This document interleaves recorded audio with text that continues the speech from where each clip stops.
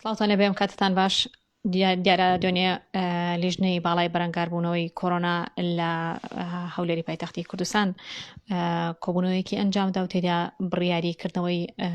قوتابخانەکانی داوت دەست بکرێت بە پرۆسەی خوێندن لە ڕۆژی 16 مانگەوە کە سەرەتاش پۆلی 12 لە سەرجەم قوتابخانەکانی هەرێمی کوردستان دەست بە پرۆسەی خوێندن دەکەن و دواتریش بەجۆرە لە جۆرەکان دەرگای بەشەکانی دیکەی قوتابخانە و خوێندن دەکرێتەوە. من بۆ زانیاری زیاتر و وەرگرتنی بۆ چوونی یەکێتی مامۆستایان لەسەر کردنەوەی دەرگای قوتابخانەکان میوانداری بەڕێز عەتا ئەحمەد جەگری یەکێتی سەرۆکی یەکێتی مامۆستایانی کوردستانم لەگەڵ مامۆستا ئەم کاتت باش ئەگەر پێمان بڵێیت بۆ چوونتان لەسەر بڕیارەکەی دوێنێی لیژنەی باڵای بەرەنگاربوونەوەی کۆرۆنا و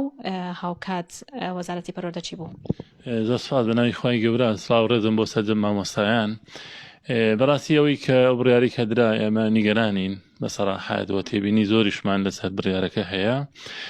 چونکە ئێمە وەکو ڕێکخراوێک دوو ئەرکی سەرەکیمان هەیە، یەکەم داکۆکی لە مافی مامۆستا و دووەم خەمی پرۆسەی پەروەردە. هەردوو خەمەکەمان زیادی کرد. یەکەم خەمی ئەوەی کە تا ئێستا حکوومەتی هەرێمێک و پێویست لە خەمی بژەی مامۆسایانە بۆ موچەی دابین نەکردەوەی نە ئەم کێشانی کە ئێستا بەرۆکی گرتوون نەیەگەت. دوو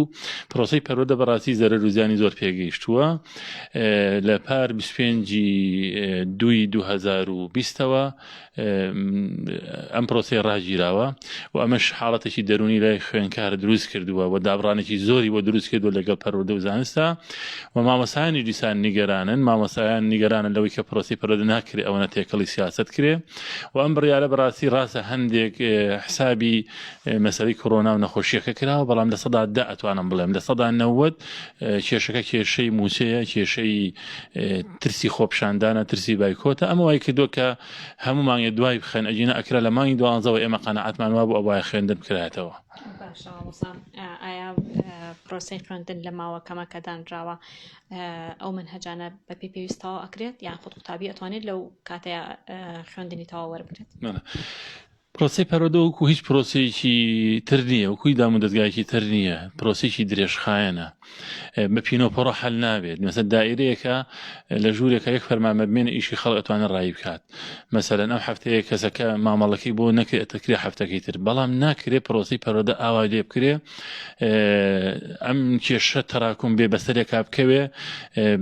بەردەوام قوتابی خوێنکار باجەکەی با، مامۆستا باجەکەی بات. ئێمە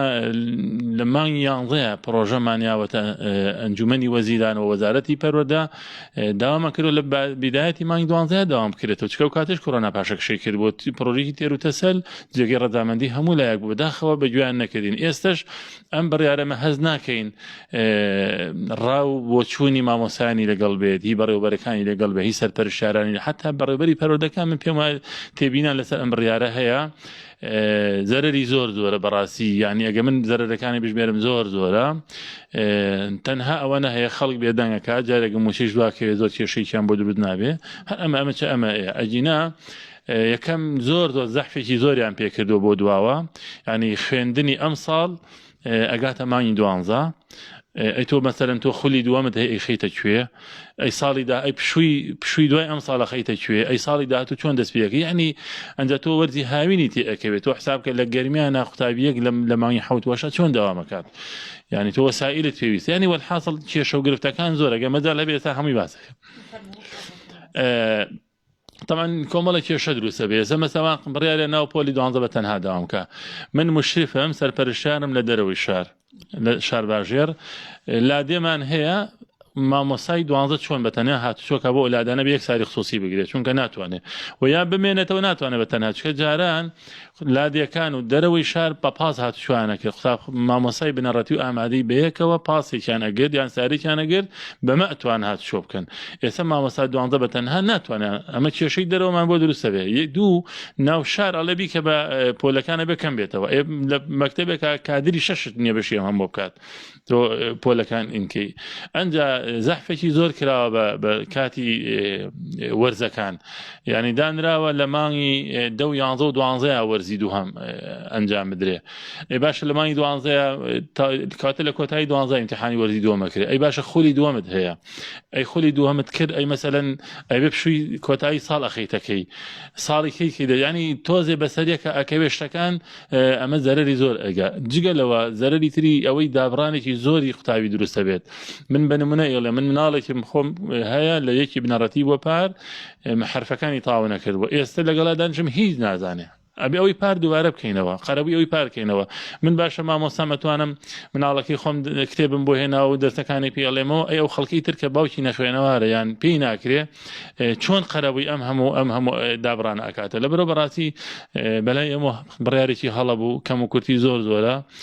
نەکرا بخراتەیەکی سێ هەر هیچ نەبێت لە دوانزەکان کە دەستی پێکە لەگەڵ ئەوان قۆناغەکانی کە بەر هیچ نەبێت بە گروپاتیش وایە ئەوان سێ ڕۆژ دوامیان کەدا هەتا ڕادێ باش بوو باشان بە بۆچوونی ئێوە مامۆستایان ئامادەن بچنەوە نێوهۆڵەکانی خوێندن ئێمە ئومێدەوارین حکومت خەمی ئەو بابەتە بخوات مامۆستا کە داکۆکی لە مافی خۆیەکات خۆپشاندانەکات بە بایکۆت ئەکات ئەوانە شتێکی خۆڕستکانەیە هەرگیز حکومت وان نەزانە دەستێکیان لە پشتا نەخێر مامۆستا خەمی پەروەردەیەتی بەڵام مامۆستاش بە گیرفانی بەتاڵ ناتوانێت هاتچۆکات هەر مامۆستای بگری بۆ خۆی مناڵە دوو مناڵی لە خوێندنە ئەبێت تەکسیان بۆ گیری و هاتوچیان بۆ دابینکە و پێداویستیان بۆ دابینکە ئەگەر تۆ پارەی ئەمانەی پێنە بێ مامۆستا بە چی ئەم ئیشانە بکات یعنی لەبەرەوە بەڕاستی من ئومێدەوارین حکومت پێشەوەی بیل لەوە بکاتەوە دەوام بکرێتەوە بژەوی مامۆستا لە بەرچاو بگرێت تام بژەوی هەموو کەسە خراپە این موچە خۆران بەگشتی بەڵام باسی پەروەردەیە ئێمە ئومێدەوارین کە موچەکە دابینکە لە کاتی خۆیان موچە دابینکە مامۆستا خەمی پرۆسەکە ئەخوات و خۆی چارەسەری کێشەکانەکە لە ڕابردووە هەمیشە مامۆستا سەلماندوێتی کە دڵسۆز و خەمی پەروەردە ئەخوات جمعەکانە ئەوان دەرسیان وتۆتەوە و دەرسی ئیزافیان بە قوتابی هەمومان مامۆستا بووین و تەلەبەش بووین مامۆستاکان لە پشوەکان و لە ڕۆژانی هەینە ئێمان هێناوەت و دەرسیان پێوتوین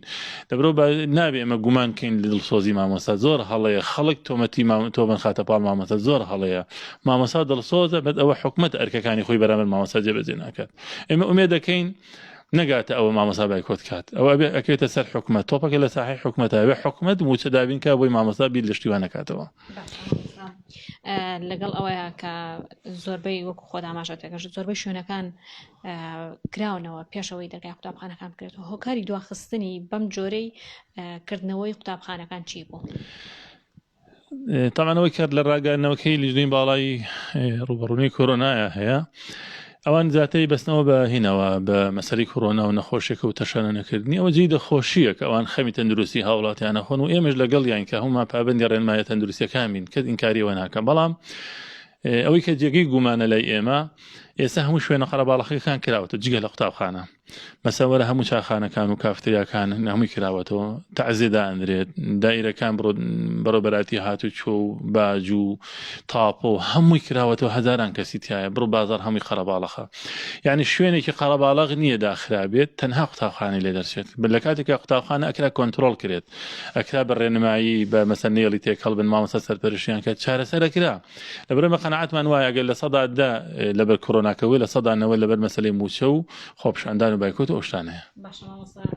وەکو پێشبینیتان چییە بۆ پرۆسەی خوێندنی ئەم ساڵ کە بەم جۆرە و لەم کاتە درەنگایە دەستی پێکرد